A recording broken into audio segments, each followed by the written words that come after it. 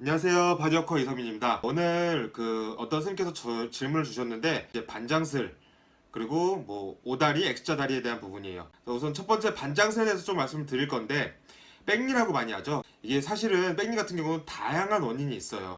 그래서 첫 번째로 이제 그 종아리 근육의 단축으로 인해서 돌시플렉션, 배측 굴곡이 제대로 되지 않으면 이렇게 나타날 수도 있는 부분이 있고요. 그다음에 이제 자세적인 불균형, 스웨이 같은 자세에서 나타나는 그런 원인과 그 다음에 좀 더 심화돼서 반전슬이 증가할 수 있는 원인들, 그런 원인들에 대해서 간단하게 설명을 드리고자 합니다. 스웨이 같은 경우는 보통 이제 반장슬이 나타날 경우 대퇴골두의 전방활주도 같이 포함이 될 수 있습니다.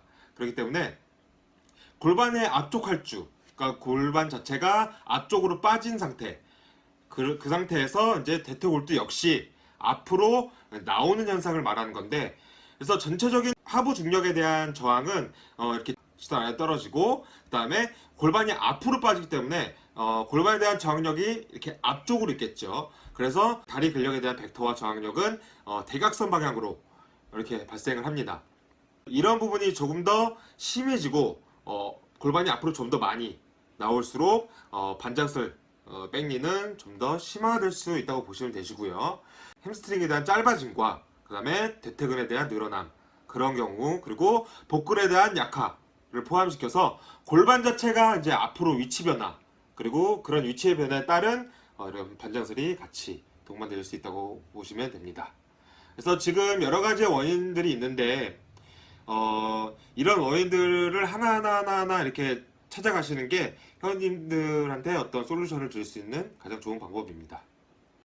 자, 제가 이 영상을 보시는 분들께 제공해드리고자 하는 부분은 이 솔레우스나 이 게스트롱레미우스, 그래서 가자미근이나 비복근에 대한 폼롤러로 이용한 스트레칭 방법과 그 다음에 TBLS 안테리얼 정경골근이죠. 그 정경골근에 대한 강화 운동을 포함시켜서 설명을 드릴 거고요. 또 하나, 대퇴근과 슬개근, 햄스트링이라고 하는데 이 두 개의 근 비율이 있다면, 그렇다면 대퇴근에 대한 강화 운동과 그 햄스트링에 대한 스트레칭 방법, 그리고 마지막으로 스웨이 자세를 개선시킬 수 있는 운동 방법 등을 소개시켜 드리고자 합니다. 자, 첫 번째 운동은 복사근에 대한 운동입니다. 편안하게 누우신 상태에서 한쪽 손을 뒤통수 쪽으로 이렇게 받치세요. 받쳐 놓으시고, 그 다음에 이쪽 손 받친 쪽에 반대쪽 다리를 앞바다리 형태로 반대쪽 무릎에 위에 올려 놓으시고요. 그 다음에 이 팔꿈치가 그 올린 쪽 다리의 무릎 쪽으로 갈 수 있도록 이렇게 그 복근 운동 하던 식으로 대신 팔꿈치가 무릎방울 갈 수 있도록 그렇게 운동을 진행해 주시면 되시고요. 처음에 운동을 잘 못하시는 분들은 10회에서 한 15회 정도 먼저 실수를 해주시면 좋으실 것 같아요. 이 같은 경우는 3세트에서 4세트 정도 똑같이 진행해 주시면 좋을 것 같습니다. 자, 다음으로 ASLR이라는 운동인데 이거는 대퇴근 강화 운동이라고 보시면 되세요. 그래서 이거 같은 경우는 편안하게 누우신 상태에서 한쪽 다리를 구부리시고 반대쪽 다리를 그냥 드시는 운동인데, 주의해야 되실 사항은 발끝을 당겨 놓으신 상태에서 무릎을 30도까지만 드시는 거예요. 보통 무릎이 불편하신 분들도 계시잖아요. 그래서 무릎 각도를 구부러지거나 그렇게 운동을 시킬 경우에 무릎이 아프시는 분들이 계세요. 그렇기 때문에 이제 조금 안정성 있게 안전하게 누워서 시킬 수 있는 방법입니다. 자, 다음으로 이 동작은 여러 선생님들한테 많이 설명도 드렸었고 사진들도 많이 보여드렸던 적이 있는데 엉덩이 운동이에요. 대둔근 운동이고, 이거 같은 경우는 이제 엎드리신 상태에서 한쪽 손을 혹은 양쪽 손을 이렇게 이마 쪽에 대 놓으시고요. 그 다음에 한쪽 다리는 피시고 반쪽 다리는 그 피신 다리 쪽에 뒤에 오금 쪽 있죠? 오금 쪽에 다리를 접어서 올려놓으시면 됩니다. 자, 그 상태 그대로 그 접으신 무릎을 위쪽으로 드시면 돼요. 단 여기서 주의하실 사항은 뭐냐면, 이렇게 무릎을 드실 때 잘 드시지 못하는 분들도 계세요. 그럴 경우 골반의 회전, 골반이 들림으로써 이런 동작을 수행하시는 분들이 계신데, 그냥 든다는 느낌, 그래서 엉덩이에 힘이 들어가는구나, 그 정도의 느낌만 가지고 동작을 수행해 주시면 도움이 더 되실 것 같아요. 그래서 골반이 만약에 들리신다 그러면 굳이 그렇게 막 용을 쓰셔서 힘을 쓰셔서 무릎을 드시지 않으셔도 된다는 점 꼭 명심해 두시기 바랍니다. 자, 다음으로 이거 같은 경우는 아까도 말씀드렸다시피 전경 골근에 대한 운동법입니다. 이거 같은 경우는 밴드를 앞쪽에다 묶으셔야 되는데 보통은 이렇게 앞에 발가락 쪽에만 이렇게 걸어두시는 분들이 많으세요. 근데 이렇게 하시면은 배치 굴곡을 이렇게 하시다가 밴드 자체가 발에서 이탈되는 경우가 많아요.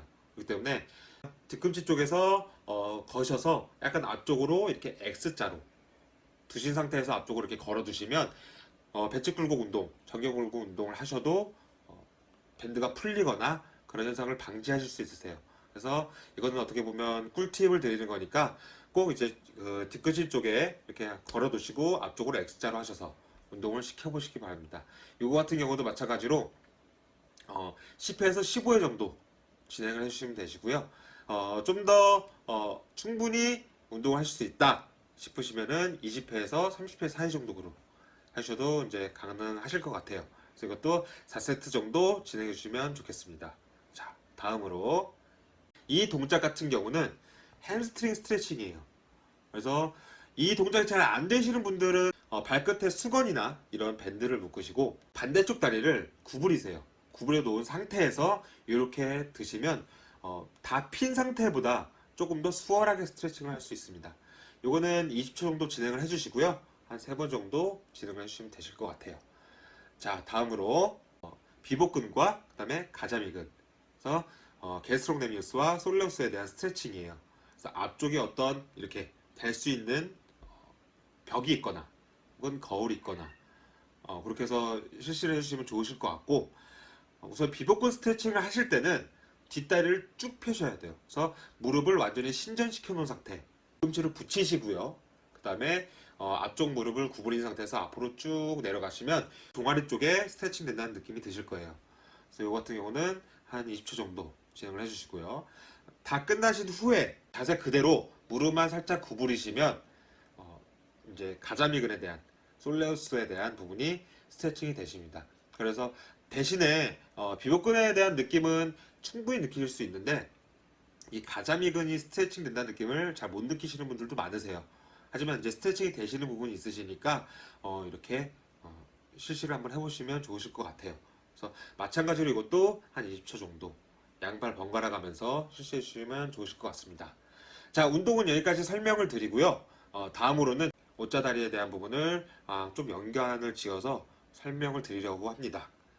자, 그래서 내반슬과 외반슬의 경우는 반장슬을 동반하여 기능적인 문제로 나타나는 경우도 있습니다. 그래서 많은 케이스 중에는 대퇴골의 뇌회전, 그다음에 경골의 뇌회전을 동반되는 경우가 많고요. 그래서 만약에 내반슬이 있어요. 거기에 백니도 같이 있고 그런 형태가 있다면 내반슬 같은 경우는屈강의 감소가 보이고 그 다음에 고관절이 안쪽 회전, 인터널 로테이션이죠. 그리고 무릎의 과신전을 동반시키고 이제 그로 인해서 발목의 회내를 형성할 수 있습니다. 그래서 고관절에 대한 변이라든지 또는 이제 발의 기능적인 변화에 따라서 무릎과 고관절의 변화로 옷자다리가 되는 경우도 있어요. 그래서 위쪽에 대한 고관절에 대한 문제인지 혹은 발에 대한 문제인지에 따라서 접근해야 되는 방법이 조금 달라질 수 있습니다.